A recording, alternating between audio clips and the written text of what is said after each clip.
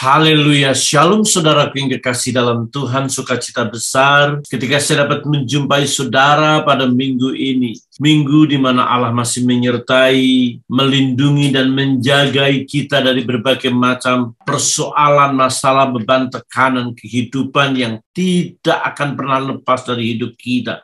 Namun kita punya satu pertolongan yang ajaib, pertolongan yang tidak akan pernah pudar, pertolongan yang tidak akan pernah berhenti untuk menyelesaikan seluruh persoalan yang kita hadapi. Untuk itu mari kita berdoa terlebih dahulu. Bapa yang baik, kami bersyukur kalau hari ini kami masih boleh mendengar apa yang Tuhan mau kami dengar, kami kerjakan, kami lakukan dalam hidup kami hari-hari. Untuknya Tuhan berbicaralah, berkatalah, dan biarkan kami mengerti apa yang Tuhan mau, dan Roh Kudus memimpin kami untuk kami senantiasa berjaga-jaga, hidup berkenan dan menyenangkan Tuhan hari demi hari. Terima kasih Bapa, di dalam nama Yesus kami sambut kebenaran firman Tuhan. Haleluya. Amin. Saudaraku yang kekasih dalam Tuhan Yesus Kristus, hari ini kita akan berbicara tentang menghindari mati prematur. Memang judul ini jarang kita dengar. Tema ini jarang diperlihatkan, diperdengarkan kepada jemaat Tuhan. Ada kalanya orang mati memang pada waktunya suntuk umur, atau mereka mati di usia muda, namun memang saatnya, jatahnya sudah tepat, dia memang harus mati muda. Tetapi ada beberapa di antara yang mati prematur, mati sebelum waktunya. Pengkhotbah 7 ayat 17 mengatakan kepada kita, janganlah terlalu fasik, janganlah bodoh. Mengapa engkau mau mati sebelum waktumu? Mengapa engkau mau mati sebelum waktumu? Jadi ada orang yang mati prematur. Seperti bayi dilahirkan prematur, ada kematian juga yang prematur. Seharusnya bayi itu dilahirkan 9 bulan 10 hari normalnya, tetapi dia lahir sebelumnya, entah itu 7 bulan, entah itu 8 bulan. Pokoknya lahir sebelum waktunya, namanya prematur. Ada kalanya orang ditentukan Tuhan, dikehendaki Tuhan, memang mati umur 90 tahun. Itu keinginan Tuhan, itu ketetapannya Tuhan. Tetapi orang ini begitu ceroboh, orang ini tidak memperhatikan kesehatan. Orang ini hidup di dalam dosa, kenajisan, bahkan narkoba, overdosis, mati sebelum umur 90. Apa yang Tuhan sudah tetapkan. Ada kalanya Tuhan menciptakan seseorang, membiarkan seorang itu hidup lama, seharusnya umur 50 tahun meninggal. Tetapi karena dia begitu stres, frustasi, trauma, fobia dalam segala hal, akhirnya stressing dia itu membuat dia bunuh diri, loncat dari lantai 50. Contohnya begitu. Orang mati ini tidak dikehendaki Tuhan, tapi orang mati ini dikehendaki oleh dirinya sendiri. Lebih tepatnya kehendak dirinya sendiri. Oleh sebab itu Alkitab wanti-wanti, memperingatkan ini begitu urgent. Jangan mau mati prematur, mati sebelum waktunya. Oleh sebab itu jangan terlalu bodoh, juga jangan terlalu fasik. Karena orang-orang fasik akan mati sebelum waktunya. Orang-orang bodoh akan mati sebelum waktunya. Kenapa orang fasik itu mati sebelum waktunya? Karena memang dia begitu jahatnya, sehingga dia divonis hukuman mati oleh hakim. Karena dia membantai banyak orang, membunuh banyak orang. Dia begitu bodoh, sudah tahu dia punya penyakit darah tinggi, makan sate kambing, kanduren, minum bir. Di saat yang sama dia memiliki tekanan darah begitu tingginya, akhirnya kolaps, stroke, mati di tempat. Ada orang begitu bodoh, sudah suruh hati-hati jalan kecepatan 190, sudah begitu masih main handphone. Saudaraku yang kekasih dalam Tuhan, begitu bodoh. Tidak salah kalau Alkitab mengatakan umatku binasa karena tidak mengenal. Orang yang mengenal Allah itu punya hikmat. Namun sebelum kita ke arah sana, kita akan belajar bahwa kematian itu sesuatu yang sangat manusiawi. Orang yang hidup harus berani mati. Orang yang tidak berani mati jangan pernah hidup. Karena saudaraku yang kekasih dalam Tuhan, kematian itu sebuah landasan awal untuk menuju ke dalam kehidupan kekal atau kehinaan kekal. Saya ulang, kematian adalah landasan awal menuju kemuliaan atau kehinaan dan kengerian kekal. Semua orang akan mengalami, karena dalam prospek kematian dapat dianalogikan kematian itu bagaikan musuh terakhir yang menyerbu dari segala penjuru kehidupan, bagaikan teror yang tidak dapat dihindari. Kecerdasan dan kebodohan tidak mampu menahannya, hanya kebijaksanaanlah yang mampu mengantisipasinya. Tidak seorang pun mampu mengambil cuti dalam menerima panggilan dari bayangan gelap yang memanggilnya. Setiap orang harus mampu berjalan di lembah-lembah kekelaman, dan itu sendirian. Tidak bisa ditemani sahabat karib, tidak bisa ditemani oleh keluarga,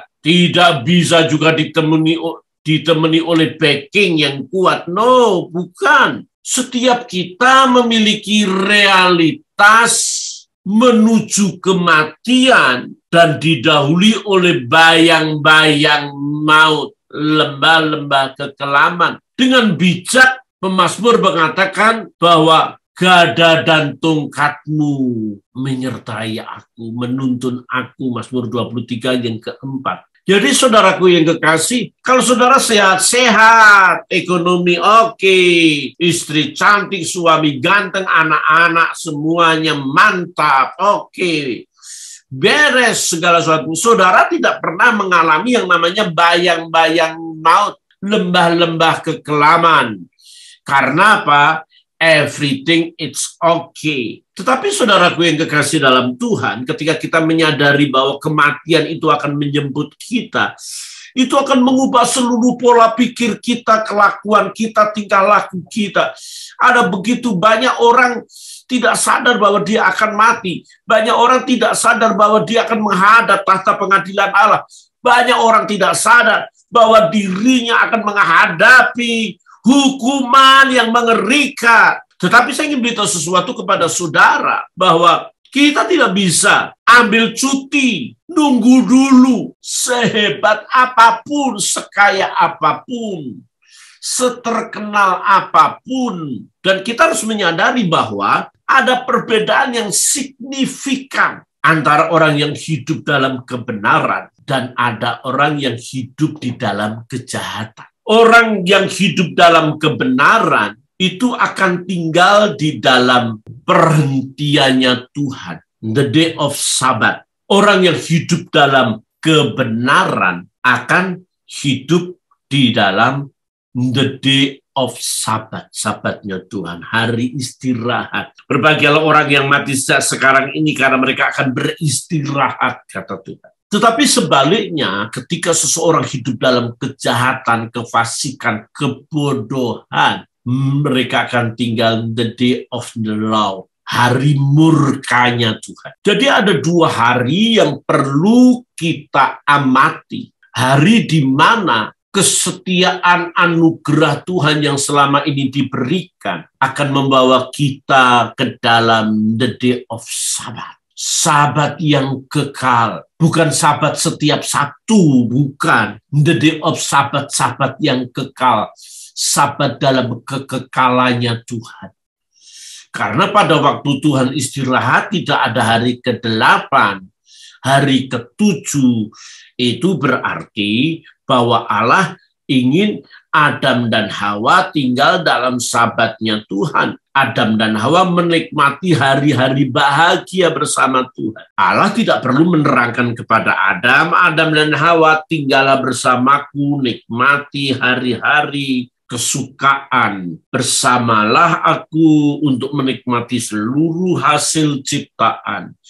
Aku telah selesai, aku tidak menciptakan hari-hari yang lain, karena aku telah sabat, berhenti dan beristirahat secara total, menikmati semua yang. Jadi saudara, kita sekalian hidup di dalam sabatnya Tuhan, the day of Sabat. Itu sampai dalam kekekalan nanti, saudaraku yang kekasih, yang tinggal di dalam Kristus tidak ada penghukuman, kata Roma 8 ayat 1, bukan? Jadinya harus dipahami bahwa ketika Tuhan menciptakan Sabat, di situ Tuhan memberikan segalanya buat Adam dan Hawa. Tuhan memberikan segala yang terbaik, asal dengan catatan Tuhan masih pegang kendali, Tuhan masih bisa mengatur. Karena apa? Adam itu segambar dan serupa Allah. Adam dan Hawa itu punya kemampuan, punya kekuatan, punya karakter segambar imago Dei, demut dan stelem dalam bahasa Ibrani-nya, artinya sama dengan kekuatannya Tuhan. Namun Tuhan masih pegang kendali. Kamu harus ada pohon pengetahuan baik dan jahat. Kamu bisa tinggal di hari Sabatnya Tuhan. Kalau kamu melawan, kamu akan keluar dari Taman Eden. Hari-hari indah bersama Tuhan. Zabaton, Zabat, di mana dia menikmati kenikmatan bersama Tuhan. Tetapi berbeda ketika orang jahat, ketika orang tidak berkenan kepada Tuhan, memberontak kepada Allah, itu berada dalam the day of the Lord. Artinya dia berada dalam kemurkaan Tuhan. Nah, kemurkaan Tuhan inilah yang dikatakan bahwa mati sebelum waktunya. Jadi banyak orang mati sebelum waktunya, hidup di dalam kemurkaannya, hidup di dalam kemarahannya Tuhan. Dia masuk di dalam kehinaan dan kengerian kekal. Saudaraku yang kekasih dalam Tuhan Yesus Kristus, kita perlu menyadari bahwa memang ada perbedaan yang besar ketika seseorang mempercayai Tuhan Yesus Kristus dan hidup di dalamnya, tentu oleh pimpinan Roh Kudus, dan hidup di luar Tuhan dan hidup dengan kenyataan-kenyataan yang baik. Dalam Daniel 12 ayat 2 dan 3 saya mengatakan kepada saudara, ayat itu berbicara begini. Dan banyak dari antara orang-orang yang telah tidur di dalam debu tanah akan bangun. Sebagian untuk mendapat hidup yang kekal, sebagian untuk mengalami kehinaan dan kengerian yang kekal. Dan orang-orang bijaksana akan bercahaya seperti cahaya cakrawala. Dan yang telah menuntun banyak orang kepada kebenaran untuk seperti bintang-bintang tetap untuk selama-lamanya. Saudara-saudaraku yang kekasih dalam Tuhan Yesus Kristus, ada perbedaan besar yang kita harus akui bahwa itu ada. Itu nyata. Di mana orang yang benar, orang yang baik, orang yang saleh, orang yang tulus, orang yang jujur, hidup di dalam kemuliaan. Orang yang jahat, kikir, suka membunuh, hidup tidak pernah lari daripada dosa, terus hidup dalam dosa, dia akan hidup dalam kengerian yang kekal. Namun saudara, harus kita pahami, kita tahu, seringkali Alkitab itu berbicara hal-hal yang paradoksal, seolah-olah tidak pada tempatnya. Kalau Alkitab sudah mengatakan bahwa janganlah bodoh, janganlah fasik, maka engkau mau mati sebelum waktumu. Orang-orang ini kan orang-orang yang mati sebelum waktunya karena diperlakukan Allah, dihukum oleh Allah karena kebodohan dan kefasikannya. Tetapi realitasnya saya ingin beritahu sesuatu, kenyataan yang ada di dalam Alkitab, bahwa ada banyak orang-orang diperlakukan tidak adil. Harusnya dia diberi upah, harusnya dia diberi berkat, harusnya dia juga umur panjang, harusnya dia menikmati hari-hari yang baik bersama Tuhan. Tetapi kenyataannya diperlakukan yang tidak semestinya. Contoh, Daud memang sudah memiliki kehidupan yang baik. Daud sudah hidup di dalam kebenaran. Bahkan dia sudah berjasa membunuh Goliat. Dia menjadi pahlawan perang. Tapi dalam Samuel pasal 18 kita tahu Daud dikejar-kejar. Daud mau dibunuh. Daud diperlakukan tidak adil. Kita tahu dalam Keluaran bahwa bangsa Israel itu bangsa umat pilihan. Dia biji mata Tuhan. Dia adalah bangsa yang sungguh-sungguh dicintai Tuhan. Tetapi realitasnya Tuhan membiarkan dia ditindas oleh Mesir. Bawa ke dalam pembuangan, Babel, Asyur, dan masih banyak lagi. Peristiwa Nabat dalam 1 Raja-Raja pasal 21. Nabat adalah orang yang benar, orang yang lurus, tidak mau menjual tempat atau lahan anggurnya. Tetapi realitasnya dia diperlakukan tidak adil dan mati seolah-olah sebelum waktunya. Karena Isabel itu. Saudaraku, memang seharusnya kita melihat ayat itu tidak ada dalam satu sisi saja. Kita melihat ayat itu dari berbagai macam sisi agar kita mengetahuinya juga.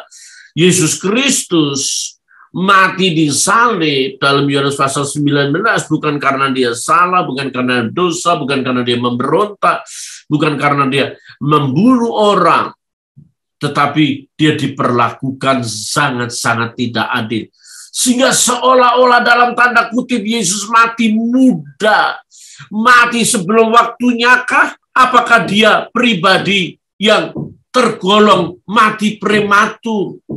Kita akan lihat nanti, saudara. Jeritan seperti ini realitasnya adalah jeritan di mana hamba-hamba Tuhan, para nabi-nabi berbicara. Habakuk berkata, matamu terlalu suci untuk melihat kejahatan dan engkau tidak dapat memandang kelaliman. Mengapa engkau memandangi orang-orang yang berbuat khianat itu dan engkau berdiam diri apabila orang fasik menelan orang yang lebih benar dari dia? Habakuk 1:13. Saudaraku, Yeremia juga teriak kepada Tuhan, engkau memang benar ya Tuhan, bila mana aku berbantah dengan engkau. Tetapi aku mau berbicara dengan engkau tentang keadilan. Mengapa muncul hidup orang-orang fasik, sentosa, semua orang yang berlaku tidak setia? Engkau membuat mereka tumbuh dan mereka pun juga berakar. Mereka tumbuh subur dan menghasilkan buah juga. Memang selalu engkau di mulut mereka, tetapi jauh dari hati mereka. Yeremia 12 ayat 1 dan 2. Model-model seperti ini kadang-kadang memang, saudara, kita melihat orang begitu fasik, orang begitu jahat, ngomongnya kotor. Dia rajin ke gereja, mungkin berbahasa roh lagi. Tetapi dia begitu jahat, dia menipu orang, kata-katanya kasar, perlakuan sama pembantu seenaknya saja, perlakuan sama karyawan seenaknya saja. Kalau ngomong sama karyawannya, menempatkan dirinya sebagai bos besar, sebagai tuan yang mesti dihormati. Sehingga seringkali mengatakan bodoh, goblok, tolol. Sehingga dia tidak sadar bahwa dia juga bisa bodoh, bisa tolol. Tetapi dia ucapkan berulang kali. Sampai orang-orang yang menerima ucapan itu, dia berduka cita. Di mulut yang sama ada puji Tuhan, haleluya, glory, haleluya. Bisa berbahasa roh di mulut yang sama. Seharusnya satu mata air itu mengeluarkan satu jenis mata air. Kalau manis ya manis, kalau pahit ya pahit, tapi bisa manis dan pahit. Itu mulut orang, saudaraku yang dikasih dalam Tuhan. Saudara, Alkitab mencatat dengan jelas. Saudaraku yang dikasih dalam Tuhan, Ayub sendiri berkata, insafilah bahwa Allah telah berlaku tidak adil terhadap aku dan menebarkan jala atasku. Ayub 19 ayat 6. Selanjutnya ia berkata, mengapa orang fasik tetap hidup menjadi tua dan anak cucu diperhatikan mereka, rumah-rumah mereka aman, tak ada ketakutan, pentung Allah tidak menimpa mereka, lembu jantan mereka memacu dan tidak gagal, lembu betina mereka beranak dan tidak keguguran, kanak-kanak mereka dibiarkan keluar seperti kambing domba, anak-anak mereka melompat-lompat. Mereka bernyanyi-nyanyi dengan iringan rebana dan kecapi dan bersuka ria menurut lagu seruling. Mereka menghabiskan hari-hari mereka dalam kemujuran dan dengan tenang mereka turun ke dalam dunia orang mati. Ayub 21 ayat 7-13. Saudaraku yang kekasih dalam Tuhan, memang realitasnya seolah-olah begitu. Orang yang semakin jahat, semakin makmur. Orang yang semakin pelit, semakin kaya. Itu realitas yang ada terjadi. Namun saudaraku yang kekasih dalam Tuhan, kita perlu mengetahui, kita tidak bisa menghakimi. Kita juga tidak bisa protes bahwa rencananya itu kita tidak mengetahui. Mengapa orang-orang fasik, orang-orang yang bodoh yang seharusnya mati prematur itu melaju hidup dalam kesejahteraan, kemenangan, kesuksesan, finishing well, seolah-olah begitu, saudaraku. Namun kita perlu tahu bahwa kedaulatan Tuhan itu menunjukkan bahwa Allah itu baik untuk semua orang. Yang pertama itu, saudara, kita perlu tahu juga. Alkitab mengatakan jelas, Yesus sendiri berkata dalam Matius 5 ayat 45. Karena dengan demikianlah kamu menjadi anak-anak Bapamu yang di surga, yang menerbitkan matahari bagi orang yang jahat dan orang yang baik, menurunkan hujan bagi orang yang benar dan orang yang tidak benar. Jadi saudara, masih ada kesempatan orang fasik menikmati kebaikan Tuhan, yakni menikmati segala yang diciptakan Tuhan, matahari, bulan, dan bintang. Yeremia 5 ayat 24 mengatakan kepada kita, mereka tidak berkata dalam hatinya, baiklah kita takut akan Tuhan Allah kita, yang memberi hujan pada waktunya, hujan pada awal musim maupun hujan pada akhir musim, dan yang menjamin bagi kita minggu-minggu yang tetap untuk panen. Saudara, bahkan orang yang sengaja melawan Tuhan, orang yang sengaja merendahkan Tuhan, menista Tuhan, sudah sengaja itu. Tetapi Tuhan biarkan mereka menikmati hasil panen. Tuhan itu baik untuk semua orang. Kita tidak perlu protes. Kita tidak perlu merasa diri terluka, sakit. Karena Allah punya kedaulatan penuh dalam mengatur kehidupan ini. Kedaulatan Allah itu memiliki peraturan dan pengawasan yang mutlak atas ciptaannya. Allah menguasai mutlak dan peristiwa manusia berada di dalam pengetahuannya. Segala yang terjadi terlaksana, entah itu disebabkan oleh kehendak Tuhan atau kehendak diri sendiri manusia itu. Semuanya berada di dalam historinya Tuhan, sejarahnya Tuhan. Dan dia tetap berada di dalam pengawasan yang sempurna. Saudara-saudaraku yang kekasih, Allah memiliki hak prerogatif untuk melakukan apapun juga atas ciptaannya. Dia memegang otoritas. Dia memiliki kedaulatan penuh terhadap umat ciptaannya yang tidak bisa diganggu-gugat. Tetapi kita juga perlu tahu bahwa Allah memiliki waktu kapan dia menghukum, kapan dia membiarkannya. Dia memiliki waktu yang sangat tepat untuk menghukum.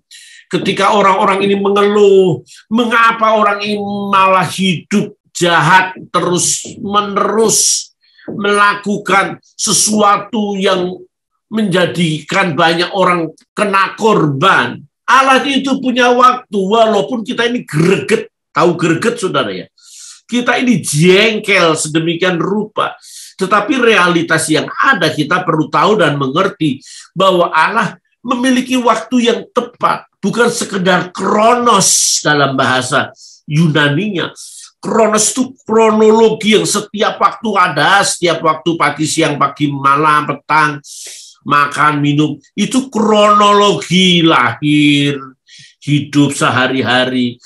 Tetapi dia punya kairos, waktu tertentu, waktu spesial, waktu yang tidak diketahui banyak orang, bahwa orang ini saatnya dihukum. Maka ketika Yesus berkata sudah genap, Ketika dia ngomong sudah genap, ini genapnya bahwa dia sudah terlalu baik, berkarya, mati, disalib, selesailah korban, selesailah pengampunan, semua diberikan kepada manusia, karya keselamatannya beres. Namun saudaraku yang kekasih, kalau kita melihat daripada Firaun sudah genap 10 mesti harus mati. Vonis harus terjadi. Sudah genap karena kejahatannya sudah sampai penuh. Ketika Nuh masuk di perahu, vonis Tuhan untuk seluruh manusia di bumi pada waktu itu, vonisnya sudah vonis mati, saudaraku yang kekasih. Dia punya waktu, dia punya kairosnya. Sekalipun orang menganggap sudah tepat waktunya, tapi masih berada dalam kronosnya, kronologinya. Tetapi belum waktu kairosnya, waktu spesial dia dipanggil Tuhan. Saudaraku, Tuhan juga memiliki semacam keinginan, kerinduan, supaya orang-orang itu diberi kesempatan bertobat. Orang fasik umurnya panjang, diberi kesempatan dia bertobat. Petrus mengatakan kepada kita, Tuhan tidak lalai menepati janjinya. Sekalipun ada orang yang menganggapnya sebagai kelalaian, tetapi ia sabar terhadap kamu, karena ia mengendaki supaya jangan ada yang binasa, melainkan supaya semua orang berbalik dan bertobat. 2 Petrus 3 ayat 9. Haleluya, saudaraku yang kekasih. Alkitab mencatat Yeskiel 18 ayat 23. Jelas Alkitab mengatakan, apakah aku berkenan kepada kematian orang fasik? Demikian firman Tuhan Allah. Bukankah kepada pertobatannya supaya ia hidup? Ingat saudara ya, bukankah pertobatannya supaya dia hidup? Berarti sesudah kematian ada kehidupan. Sesudah kematian itu tidak habis segala-galanya. Sudah kematian, ada kehidupan. Sesudah orang mati nih, seorang orang meninggal, ada yang namanya kematian itu kebinasaan kekal. Yang Alkitab mengatakan bahwa itu kematian kedua. Dan dia binasa di situ bersama orang-orang fasik. Sementara kalau orang hidup benar, dia hidup di dalam kemuliaan demi kemuliaan. Hidup yang kekal bersama Tuhan. Jadi kalau saudara percaya Yesus sebagai Tuhan dan Juru Selamat saudara, tidak peduli agama saudara apa. Yesus tidak datang membawa agama, Yesus tidak datang menciptakan kepercayaan. Saudara perlu tahu, Yesus itu tidak untuk orang Kristen. Yesus itu untuk semua bangsa. Yesus untuk semua orang yang mau percaya. Kalau saudara percaya Yesus, dapat dipastikan saudara hanya mengalami mati secara fisik ini satu kali saja. Terus kita akan hidup kekal. Tapi ketika saudara menolak dia, saudara tidak mempercayai dia, bahkan saudara melecehkan, bahkan saudara sungguh-sungguh tidak mau bersentuhan dengan pribadi Yesus. Saya ingin beritahu sesuatu kepada saudara. Saudara akan mengalami kematian 3 kali. 1, kematian rohani. 2, kematian fisik saudara. 3 adalah kematian kekal. Kebinasaan kekal. Saudaraku, oleh sebab itu, kenapa orang-orang fasik ini bisa hidup lama? Kenapa orang-orang jahat ini bisa hidup lama? Tuhan kasih kesempatan bertobat.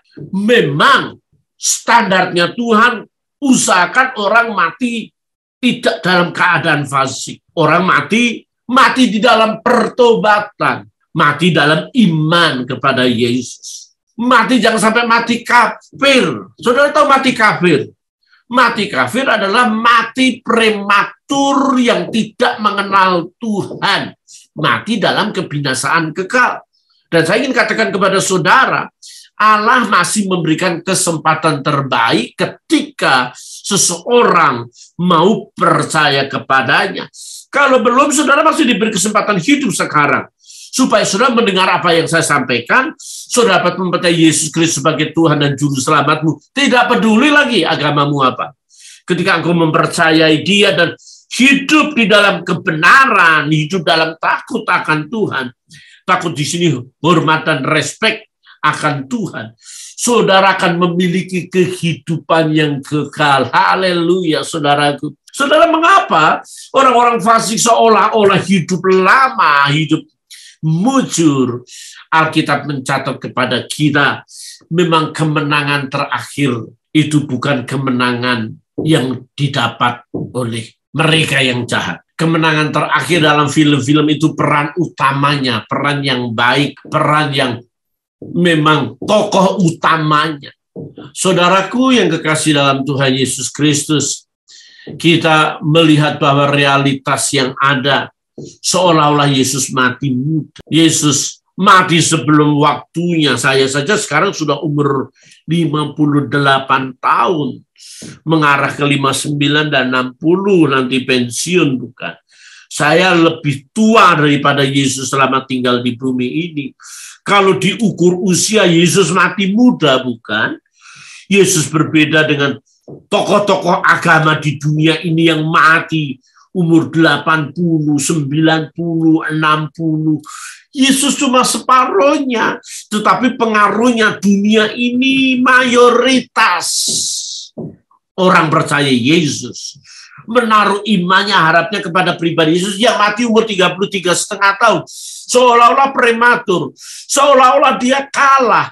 Tetapi dia bangkit, dia hidup selama-lamanya. Dan tentu harus dipahami dan diakui, dia adalah Tuhan di atas segala-galanya. Saudara-saudara yang kekasih dalam Tuhan Yesus Kristus, kematian yang wajar adalah kematian yang benar. Yesus mati memang tidak wajar disalib, terkutuklah orang yang mati disalib. Yesus terkutuk karena kita. Seharusnya mati yang baik itu, mati yang indah itu, mati yang anggun, mati yang excellent, mati yang bermartabat. Ada kematian orang yang benar, yang tidak hidup di dalam kebodohan dan kefasikan, yang hidup dalam kengerian yang kekal oleh karena kefasikan dan kebodohan tadi. Yesus Kristus, dia terkutuk di atas salib karena menanggung semua dosa, kesalahan, kelemahan, kegagalan kita. Semua kelemahan dan dosa kita, baik dosa warisan, dosa sekarang, bahkan dosa yang akan datang kalau kita mau mengaku, sudah dipakukan di atas salib. Dia rela terkutuk, menanggung semua dosa kita. Saudara-saudara yang kekasih dalam Tuhan, kita perlu menyadari bahwa Alkitab memberikan pengajaran yang jelas. Alkitab berkata bahwa walaupun orang berdosa dan berbuat jahat 100 kali hidup lama, namun aku tahu bahwa orang yang takut akan Allah akan beroleh kebahagiaan, sebab mereka takut akan terhadap hadirat-Nya. Tetapi orang fasik tidak akan beroleh kebahagiaan, dan seperti bayang-bayang ia tidak akan panjang umur karena ia tidak takut terhadap hadirat Tuhan. Itu Pengkhotbah 8 ayat 12 sampai 13. Saya ingin mengingatkan kembali saudara, pengkhotbah itu adalah Kohelet. Kohelet itu punya arti ekklesiastes. Orang-orang berkumpul dan berbicara, berkata-kata. Kita perlu tahu bahwa gereja itu juga eklesia, dipanggil keluar dari dunia ini, masuk dalam persekutuannya yang benar, persekutuan yang ajaib. Jadi kalau ekklesiastes Kohelet pengkhotbah ini berbicara soal kesia-siaan, maka orang yang benar, mati yang benar, itu mati yang tidak sia-sia.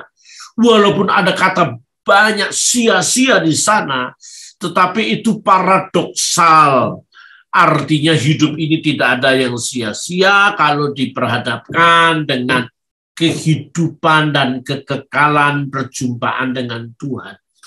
Hidup ini akan sia-sia, tidak ada artinya harta, tidak ada artinya kepandaian, tidak ada artinya ketenaran kalau diperhadapkan dengan kematian. Orang Jawa bilang mati ranggowo bondo, mati tidak membawa harta. Ayu berkata, dengan telanjang ku lahir, dengan telanjang pula aku akan kembali kepada Tuhan. Alexander Agung kita mengerti bahwa dia merelakan diri, bahwa tangannya terjulur keluar dari kematian, dari peti matinya. Dia ingin menunjukkan bahwa kejayaan, kehebatan yang ia miliki tidak ada artinya, kosong total. Tetapi berbahagialah orang yang mati dalam kematian yang benar. Alkitab mencatat dengan jelas, karena manusia tidak mengetahui waktunya. Ingat, manusia tidak mengetahui waktunya. Tidak ada satupun di antara kita yang pamit saya mau mati ya. Kecuali memang ada orang-orang iseng. Ini hari terakhir saya ya, kalau saya mati, saya titip anak saya ya. Mati beneran tuh. Ya mungkin dia sudah sadar, dikasih feeling kali ya. Tetapi tidak ada manusia yang mengetahui waktunya. Seperti ikan yang tertangkap dalam jala yang mencelakakan, dan seperti burung tertangkap dalam jerat, begitulah anak-anak manusia terjerat pada waktu yang malang, kalau hal itu menimpa mereka secara tiba-tiba. Saudara, ingat, kita sehat 100%, bisa tidak sadar 100%. Dalam hitungan detik, mati dan hidup itu tipis sekali, bagaikan sepatu yang berjalan seiringan.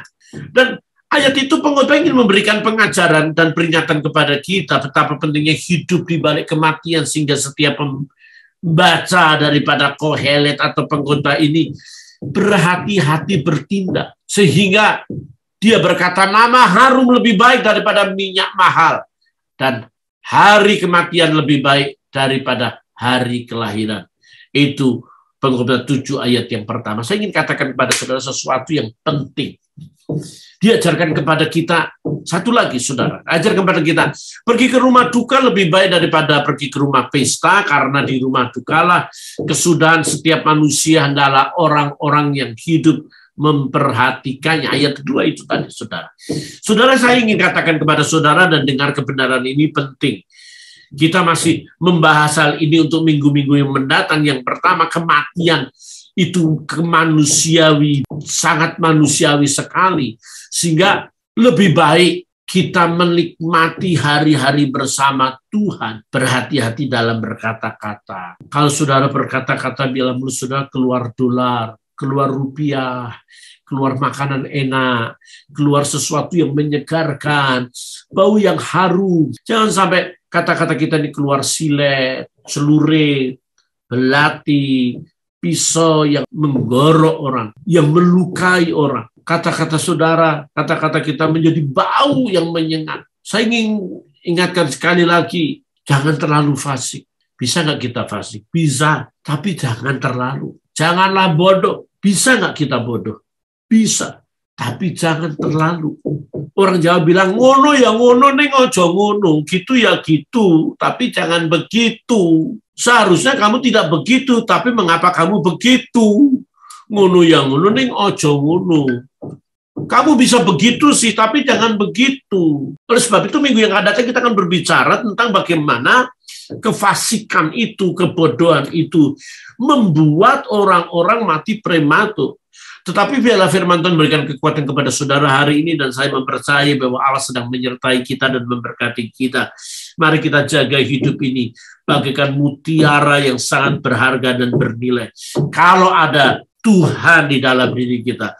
Kalau tidak ada Tuhan di dalam diri kita, kita perlu berduka cita. Untuk itu mari kita berdoa bersama-sama. Haleluya. Bapa yang baik, kami bersyukur bahwa Engkau baik, Engkau nyata dalam hidup kami, sehingga kami boleh senantiasa mengerti, memahami bahwa Tuhan masih berikan kesempatan kehidupan bagi kami untuk kami terus setia mengasihi, melayani Tuhan dalam segala perkara. Engkau berkati setiap anak-anak-Mu yang mendengar kebenaran firman-Mu, Tuhan. Jagai kami agar kami tidak mati prematur, kami mati tepat pada waktu Tuhan panggil. Dalam nama Yesus, haleluya. Amin. Saudara, terima kasih sudah telah mendengar kebenaran firman Tuhan. Saya bersuka cita ketika saudara like dan subscribe. Saya akan mengirimkan kebenaran-kebenaran baru buat setiap saudara. Kiranya Tuhan memberkati. Haleluya. Amin.